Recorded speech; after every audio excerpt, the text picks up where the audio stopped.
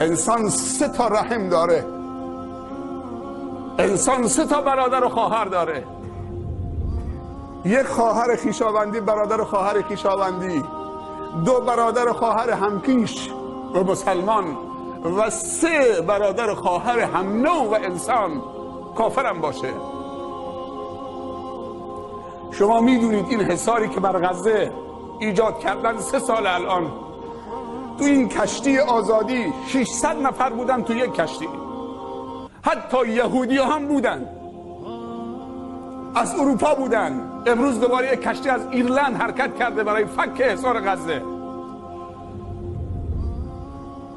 و ترکیه واقعا هزینه کرد، 9 نفر از جواناشو هزینه کرد.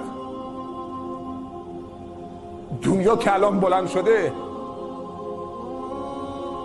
تو شبکه ها نگاه بکنید که چطوری همش وقتی صحبت از غزه میشه صحبت از اردوغان میشه، وقتی صحبت از ترکیه میشه. سبحان الله، ترکیه داره میره با این حرکتش که دوباره قطب جهان اسلام بشه، یک اسلام مدرن و زیبا و جذاب و متناسب روز. هنوز 2 میلیون خورده ای مسلمان ترک زبان عثمانی ها در کشور آلمان هستند که چند سال پیش خود آلمان تلاش میکرد که اونها رو بیرون بکنه. تا قلب اروپا پیش رفتند.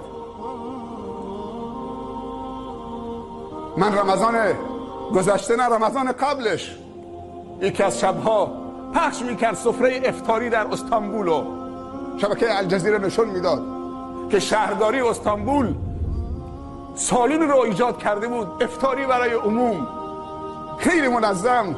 بعد یک مصاحبه کرد با یکی از اونها، گفت که اتحاد اروپا اگر میخواد ترکیه رو بپذیره که جزء اتحادیه اروپا بشه، این بار دیگه اگر میخواد ما رو بپذیره، ما با حجاب زنهامون باید ما رو بپذیره.